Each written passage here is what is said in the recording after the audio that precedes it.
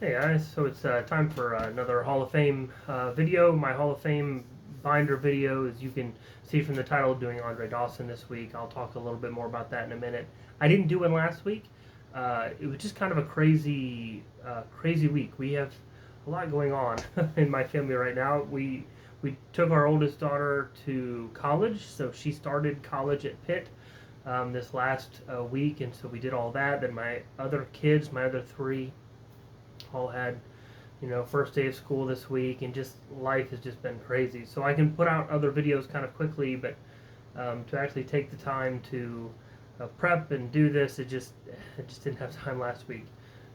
So anyway, so here I am this week doing Andre Dawson. I just got back from dinner with my wife. We had uh, our anniversary is tomorrow, August 29th. Hopefully this gets uploaded by the evening. But anyway, so we're celebrating 22 years of marriage. So we went out and had a nice steak dinner together tonight, and just enjoyed that without the kids. So that's always good. Love the kids. Love to have dinner without them. Anyway, so Andre Dawson, you did not come here for that, and I apologize. But let's talk about baseball and show some baseball cards. Andre Dawson, one of the reasons I thought about doing Andre Dawson this week was just I got that card in the mail this week that was just super exciting to get the one with his auto. So I'll show that again because it's kind of part of the video anyway. But I want to show some Andre Dawson cards, but we're going to talk about him as a player first. His rookie year was 1977, and he came in with the Expos and had an incredible year. His manager started him that season out in center field, and he was the rookie of the year that year. So Andre Dawson just a fantastic player playing in Montreal, so it's very different. If you listen to him talk about it, he talks a lot about how difficult that was to kind of being kind of an international player in a lot of ways, have to cross the border to do games. Just there's another level of difficulty that was there for him as a player, but he still managed to thrive in Montreal. While he was there, he had 6 Gold Gloves. There were 2 different years. I think it was 81 and 83 where he was the runner-up as the MVP. And so just had an incredible time. But his one of the issues he had a lot was he had a lot of issues with his knees, and he had a lot of knee surgeries, and the turf was really causing a lot of problems. And so his ability to perform at that level began to decline a little bit in the mid 80s, and he wanted out. He believed that if he wanted to lengthen his career, he needed to go somewhere that had natural grass. He really wanted to get back into the States, and so going into the 1987 season, he said he was trying to get on a couple of teams, and they wouldn't. There's a lot of collusion that was going on at that time. If you listen to the different players, actually, this came up in when I was listening to the book by about Ricky Henderson, and talking about all the issues he had with contracting. Well, all the players were having the same issues, and again, if you listen to Andre Dawson talk about this, he talks about it was just kind of part of it. It was part of what was going on. He had a couple different teams he really wanted to play for. He really wanted to play for Chicago, and he really wanted to play for Atlanta. So he goes to Chicago in 1987, and he does the same thing for both the teams. He hands them a blank contract and says, all right, you pay me what you think I'm worth, and then I'll come play for you, and then we'll kind of go from there. Well, the Chicago Cubs took him up on his offer. They didn't want to sign him prior to that, but here's this guy who's seems to have been declining, but believes he can perform if he's on grass. So we'll give him a contract, and we'll put some incentives in there. So the contract was only $500,000, but he had $250,000 worth of incentives, and his $250,000 worth of incentives included making it to the All-Star, starting the All-Star game, and he also had an incentive in his contract if he would win the MVP in 1987. He'd been runner-up twice, but it had been several years. So he goes to Chicago, and he does all of his incentives. He goes to the All-Star game, he starts the All-Star game, and he wins the MVP. He had just an incredible year in 1987. 49 home runs, 137 RBIs. It was the best year of his career, which puts us in a tricky position again with his cards, but we'll get to that in a little bit. The interesting thing is he was the first player, and I don't know how many players have done this, or I should have checked. I don't know if anybody else has done this, but he was at least the first player to win the MVP while playing for the team that was in last place. Chicago was not good that year. They, of course, had some good years prior to that. Anyway, so that was Ryan Sandberg's year. And then, of course, he stayed there throughout most of his career. Toward the end of his career, he went to Boston for a couple of years, and then he played down in Florida for a couple of years as well. Just sort of enjoying lengthening his career a little bit. They kind of took it a little bit easier on him, but he was able to just kind of enjoy. They wanted him there, especially for the Marlins. They really wanted him to come in and help kind of coach some of the younger players. So always a great guy. Of course, he's the Hawk, right? He's just this fantastic player. A couple of interesting things, and then I'll show some cards. I was like there's always some funny things about these players that are just interesting to me.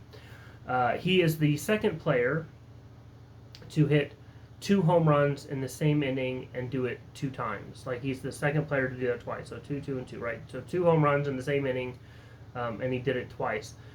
The funny thing is, the first person to do that was actually somebody that I did a video for a few weeks ago. That was Willie McCovey. Willie McCovey was the first person.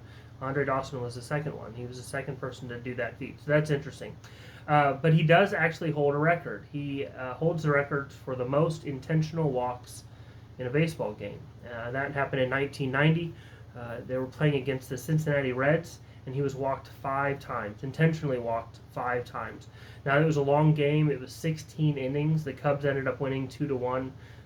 But just kind of a fun little stat. You fear the Hawk when in this long. And I didn't go into all the details of looking at the specifics of when he came up to bat and whether people were on base. But there were no scores in that game until I think the 13th inning, and each team scored 1 run.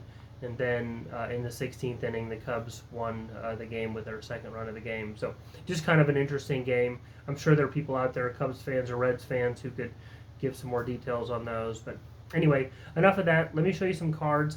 I'll talk a little bit about the cards. There's some disappointment in them for me, that there are certain cards missing from my run of Andre Dawson, but also just some interesting things that I run into the same problem with him that I did with Steve Carlton that I talked about a couple weeks ago. But let's flip things around a little bit. I'll show you some cards. We'll talk about it, and we'll wrap this up. All right. So the first card I have of Dawson is actually his 78, which is his rookie card. Well, not his rookie card. It's a card with his rookie cup on it. Of course, this is his second-year card, not his rookie card. His rookie card is him with 3 other players. I don't put rookie cards in the binder, so it wouldn't qualify anyway. This is not the actual card that I have in my binder. This is the one with the auto on it that I just picked up. Well, I just had it delivered to me that Eddie provided through Dawson. It just honestly just gave me a chance to show off the card again. But this is the same card. I have the one that I have right now in my binder is the 78 Topps. I love this card. I think it's fantastic. Sometimes I pick cards because of significance of the year. Sometimes I pick cards because I just like the card, and I've always liked the rookie cups. So anyway, so that's the 78. The next one I have of him is an 80. I really like his 80 card as well. The 80 design is a nice one. I should show the backs of these, huh? Nice looking card. Moving to his 81.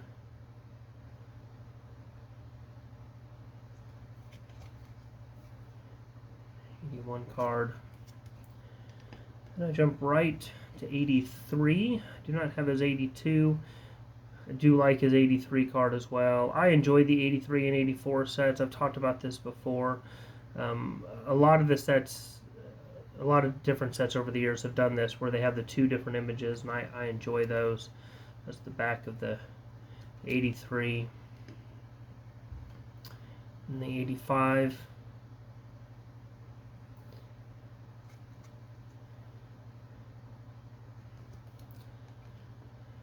And the 87. Now here's the problem with this. I do have his Topps traded card. You know, when 87 came out, of course, he was playing with the Expos. But he did not play the season with the Expos. He played the season with the Cubs. But I don't put traded cards in my binder, and so it's just kind of one of those things that I when I originally set up this binder, I kind of made some rules for myself, and that was one of them: no traded cards. So I won't put the 87. So the first card, and actually, and this is my disappointment, the only card I have of him as a Cub is his 88.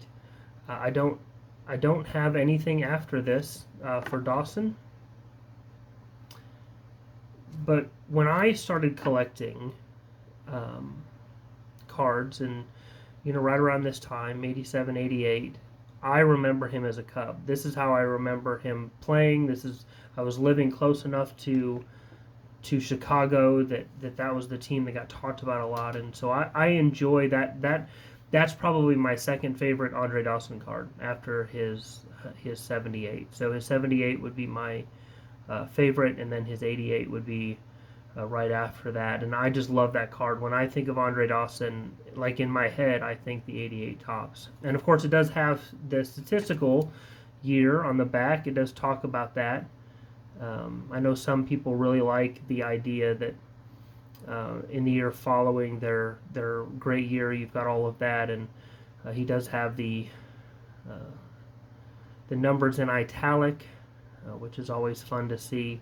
In the year before, he led the league in home runs and in RBIs, so just a fantastic season. But anyway, so that's it for me. That's it. I go up to 88. I do not have him for either of his later teams, his teams later on in his career, nor do I have anything else for Chicago. But just a fantastic player. I love kind of his attitude toward fans and toward the sport in general. So just love to hear your thoughts, whatever you think about his cards. If there's another card I should look into. Thankfully for Andre Dawson, there's not a whole lot of expense here, so if there's a card that you think really kind of epitomizes him as a player, you can shout that out as well. Anyway, for now, we'll end it, and thank you very much for watching, and we'll see you on the next one.